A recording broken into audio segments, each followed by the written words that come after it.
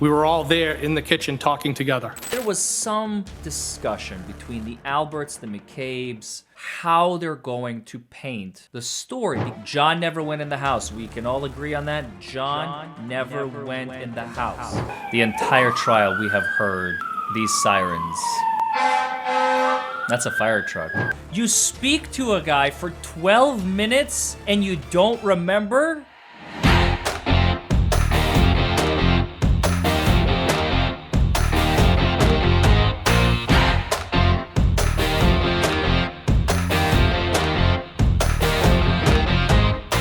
Well, hello everybody, and welcome back to Buckle Up, It's the Law. Folks, today we're going to continue with the cross-examination of ATF Special Agent Bryan Higgins on the witness stand in Karen Read's first jury trial back in May 2024. Folks, we have seen Bryan admit to some crazy things.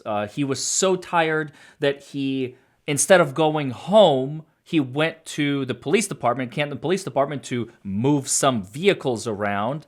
And after that, he was so exhausted, he went home to eat some more food, drink some more beers, and watch the news. And as we have already discussed, probably check in with Bryan Albert in that 22-second phone call. If you don't know what I'm talking about, you have to watch the whole series to understand what I mean. So without further ado, let's dive in. This is part 8 of the cross-examination by Alan Jackson. Let's go. When you entered the house that morning, Bryan Albert was there, Nicole Albert, Jen McCabe, Matt McCabe, Bryan Albert Jr., and Julie Albert were all there. I'm sorry, had Julie Albert gotten there yet? She came after me. Okay, so at some point, all the people that I just ticked off, they were all inside the house. Bryan Right? Albert Jr., Nicole, Bryan, Matt, and Jen. You all discussed the incident together, correct? I wouldn't describe it that way, no. Did each of you discuss your own perspectives about what had happened the night before in the early morning hours? Objection. I'll allow it. People were in shock at the table, trying to figure out what happened. The math didn't make sense. John and the defendant never showed up. People were in shock. Trying to figure out what to say, right? No. And you were all talking within earshot of each other, right? We were all there in the kitchen talking together. This is Alan Jackson trying to get, he knows he's not going to get an admission, but at the very least, maybe he can get some sort of telltale sign from Bryan, because everybody knows by now, on the defense team, on Karen Read's side, that there was some discussion between the Alberts, the McCabes, Bryan Higgins, and a few other players of how they're going to paint the story, because their stories have to be consistent with one another. They had to have a powwow because things are fresh. We don't know who the lead investigator on this case is going to be. Now, they luck out eventually because Trooper Michael Proctor gets assigned to the case, and they're like, oh, thank God, one of our own is on this. Like, we're free and clear, folks. But we still have to keep our stories straight, because if you did not watch the series that I released on Trooper Proctor, the link is in the description below. And oh my God, folks. And Jennifer McCabe and Matthew McCabe as well are all in the description below. And I'm going to be adding more stuff. Like I said, we're going to be adding Trooper Yuri Buchanan. We're going to be adding Trooper Paul. People really want me to do Trooper Paul, so I'm going to do it. And of course, Allie McCabe. And let me know in the comments below if there's anybody else that you think is relevant, highly relevant enough to this case that should have an honorable mention, because we do have a lot of witnesses. I mean, I could go through grilling the expert witnesses. I don't know if it's beneficial to do so, but you tell me. You tell me. I mean, my time, of course, is also limited. We have very limited time leading up to the trial that is going to start in less than 2 weeks in Massachusetts. Trial number 2, April 1st is the start date. There has been absolutely zero intention by Auntie Bev that she is going to move that trial date to a later date. So there you have it. But back to Bryan Higgins. So Bryan Higgins himself has kind of indicated, and he's trying to kind of massage, well, we got together, we were all in shock and all that. Probably what happened is they were trying to gather to make sure that all of their stories align. You know what I mean? All of their stories match, so there are no gaps like where were you and where were you? John never went in the house. We can all agree on that. John never went in the house. Not he was there for a little bit, because then, boom, they can nail us on stuff like, why didn't you investigate inside of the house, Mr. Proctor? Because I can't call him Trooper anymore, honestly. And there was a hearing, for those of you who may have missed it, March 13th, there was a hearing, and Trooper Proctor's third disciplinary hearing, they keep rescheduling them, they keep holding them as they get more and more information, and it's very possible that he may not be a trooper by the time that he has to testify in this trial. But we'll see. I don't know what's going to happen. I can't really predict the future. I don't know what the disciplinary board is going to do. And I don't think he's going to be able to wear his uniform. I mean, he didn't really wear his uniform in the first trial either. They all were wearing their suit and ties, which kind of makes sense because they're, acting in like a detective capacity. And I think Lally was preemptively striking, like, in case any of you lose your jobs. So it doesn't look weird that we have 5 officers showing up in uniform and then like 1 or 2 showing up in suit and ties. How about everybody just wear a suit and tie just to be safe? So if everything goes down and everybody loses their job, at least you can still testify. You can still testify. And, the fact that you lost your job, don't worry. Alan Jackson will ask you that on cross-examination. Just admit it. Yeah, I moved on to do better things. Well, maybe I was disciplined a little bit because of the inappropriate texts that I had about Karen Reed to my colleagues. No big deal. It's heinous what these people are doing and what they're capable of. But here we are. So, back to Bryan Higgins. At this meeting, and these were friends and family, correct? Excuse me? These were friends and family amongst themselves, and you being a friend. These were friends and family inside that house discussing this incident, correct? Yes. So at this meeting, you actually instructed Jennifer McCabe to call Canton PD and ask someone to come back. Objection. Sustained as to that form, you can ask it differently. At some point, did an officer come back to re-interview Jen McCabe? Yes. Jen McCabe had told you that she had information about something that Miss Reed had said, correct? Objection. I'll allow it. Did she tell you that morning? She didn't specifically tell me anything. She made a statement at the table to the group of people and she clearly seemed like she was in shock. She was upset. And she made a statement, something to the effect that Karen had opined that she had hit John. What she actually said was, I hope I didn't hit him, correct? Objection. It's not what I heard. No. That'll stand. Who did you ever tell this to? I've reported that. That she said, I hit him? Yes, I've reported it. What you reported was Karen said, I hope I didn't hit him, and you said, oh, you need to tell Canton PD that. Isn't that right? No, I don't think that's what I said. No. You're as sure about that as you are about that 222 call, right? Objection. Mr. Higgins, what time did you leave Bryan Albert's house? It would have been, I believe, when Sergeant Lank arrived, and I think Lieutenant Gallagher might have been with him. You weren't scheduled to work that Saturday, correct? No. Matter of fact, you weren't on duty at all. No, I right? wasn't. But you didn't go home and get some sleep or run errands. You went directly to Canton PD from 34 Fairview yet again, didn't you? Who could sleep after somebody just was discovered like that? Did you go home? Or did you? I don't believe I did, no. I believe there might have been a stop at Canton PD before I went home. As a matter of fact, you didn't just stop at Canton PD. You spent the entire day at Canton PD on the 29th, didn't you? I don't know that I spent the entire day there, no. Well, you've got a key card, right? I do have a key card. And that key card logs swipes. That's correct. So it logs where you go, access to, and access inside the Yes. Canton PD, correct? Yes. When you got He's to getting Canton PD, uncomfortable. and you're telling this jury you don't know how long you spent there. I don't know how long I spent there. I don't know if I left and I came back. I don't recall. So if the records indicate that you were there from 9 a.m. ish. After 5. I don't know how the records would indicate that. I'll show you in a second. Okay. While you were at Canton PD, did you speak again to Bryan Albert? I don't remember. While you were at Canton PD, did you speak again to Chief Berkowitz? Most likely. While you were at Canton PD, did you speak with Bryan Albert's brother, Kevin Albert? I don't believe so.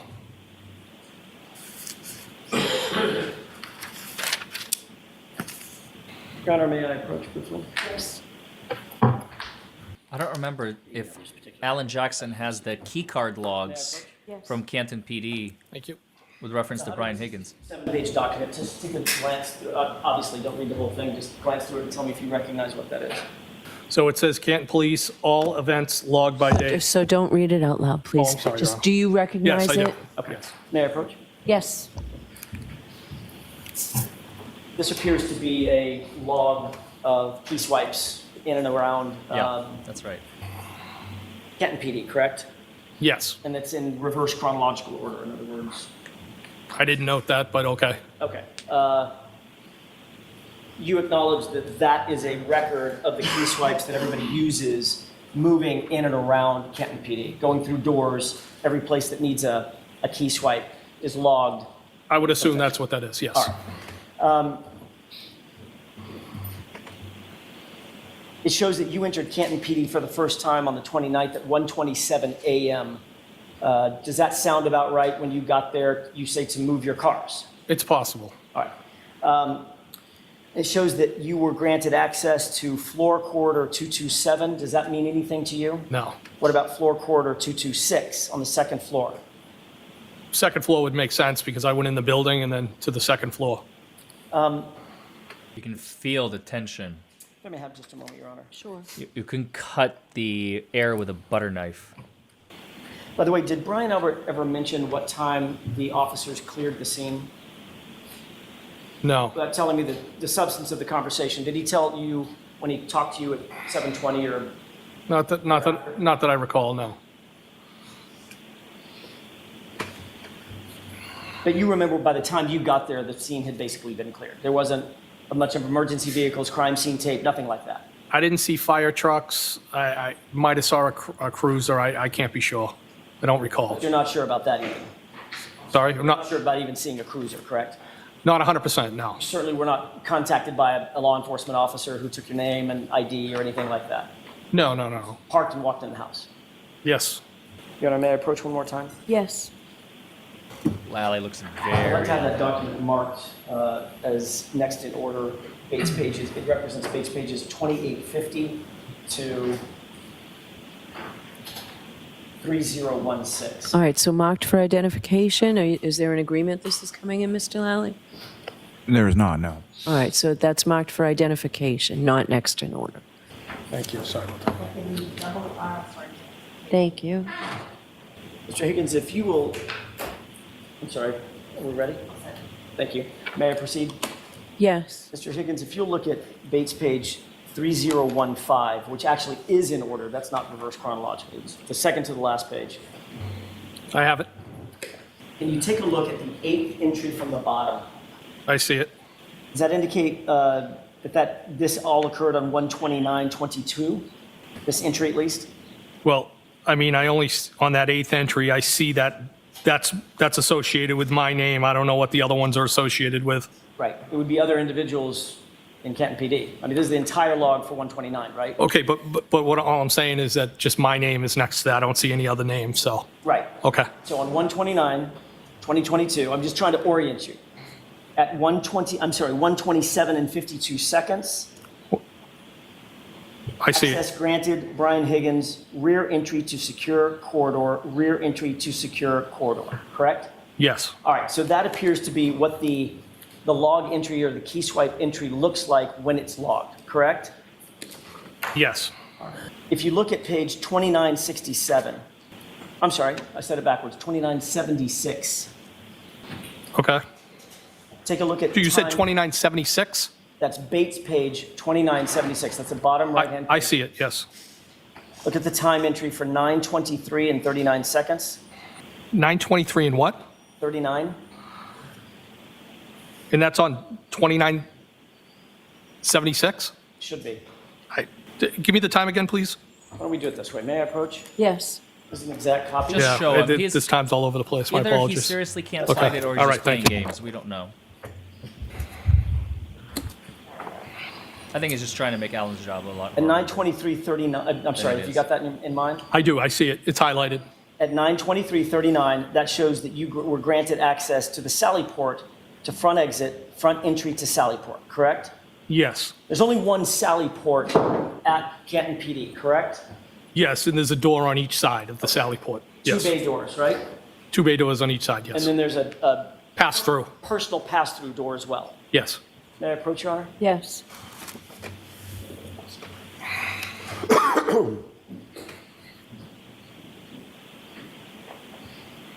I want to try to speed this up just a bit because it's small print, reverse chronological order.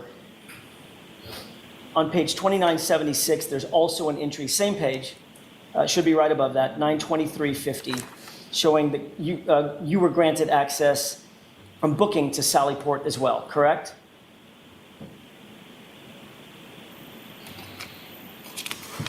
Okay, 2976, and what was the time? Page, Yes. it's about maybe 6 entries above, 6 entries up. You'll look for time 9:23 and 50 seconds. Here we go with the sirens again. Yes. All right, and that shows that you were granted access to the Sally Port and then from Sally Port to booking, correct? It says booking to Sally Port to booking. Okay, so that's a key swipe. You either enter into the Sally Port from booking or from booking into the Sally Port. Yes. That's been a theme. It's been thematic throughout the entire trial. This is not an isolated incident, folks, by any stretch of the imagination. The entire trial, we have heard these sirens periodically. That's a fire truck.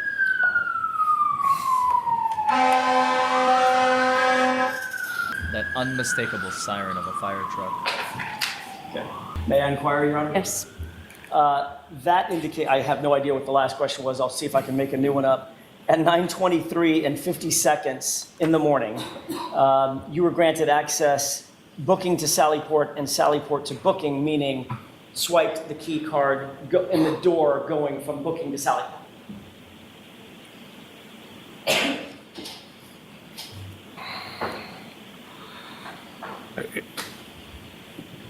Yes. Okay. I don't want to belabor this because we could get bogged down into it all day long.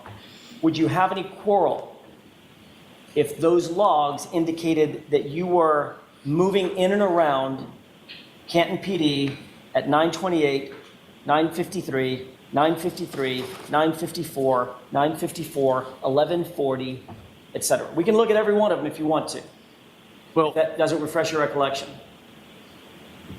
it would not be uncommon for me to move around Canton PD at various times or dates, Right. middle of the night, during the day. But just because I swiped in somewhere and then you have a swipe at the end of the day doesn't mean I was there the whole day. I could have left, I could have come back, and I truly don't have a recollection, but I'm pretty sure I wasn't there all day. Fair enough. If we moved from 11:40 to 11:44, 11:45, 11:47, 11:51, 11:52, and then jump to 2:05, would that be an explanation where you might have gone out for lunch, 11:52? Could have. Okay, come back. If Yes. there's a 2:05 and 56 entry, then obviously you're there, right? If the card was swiped, I was there. I mean, you're not giving that card to anybody else. No, I'm not. No way, right? Let's just look at 2905, because I want you to be comfortable. Page 2905, and let's look at that 205. And that's great lawyer work because I think an inexperienced attorney would have started going through every single one, and the jury's going to start falling asleep. And that's the last thing that you want, especially when you're trying to hammer home a very important point. Obviously, Alan Jackson is not doing this for nothing. He's doing this for a very specific reason. He's trying to show the jury that Bryan Higgins was there during specific times and he was there longer than maybe one might anticipate. Like, why are you spending all day at Canton PD? That might be suspicious. Alan Jackson is going in a very particular direction, okay? By shaving off the time, just saying, there's no reason for you to argue if I were to tell you that your card was swiped here, here, here, here, here, and here, because you don't give your card to anybody else. Correct. Okay, fantastic. Now they can move on without having to waste any more time. I'm at 2905. Where would you like me to look? About right there. Basically middle of the page. May I approach? This might be a little easier. Highlighted it for you. I see it. Okay. So that would indicate that you were back at Canton PD at least 2:05:56, and you were granted access Sallyport to front door, correct? That's what it says, yes. Okay. At 3:10 p.m., you called Bryan Albert's brother, Kevin Albert, correct? I don't know. It's possible. Okay. I mean, I don't remember every phone call I made that day. Understood. Do you remember talking to Kevin Albert? I don't. So you don't remember what you discussed with him? No. Do you remember that it was a 12-minute phone call? No, I don't remember having any phone call, but I'm sure it's possible that we spoke. Do you remember? For 12 minutes? You speak to a guy for 12 minutes and you don't remember? Folks, come on. That is ridiculous. I think this is actually a really, really good place to stop. We are going to pick this up with the cross-examination of Bryan Higgins by none other than Alan Jackson in the Karen Reed murder trial from 2024, as we are gearing up for trial number 2 that begins on April 1st, 2025. Folks, I'm going to see you in part 9 of Bryan Higgins' cross-examination. Bye, everybody.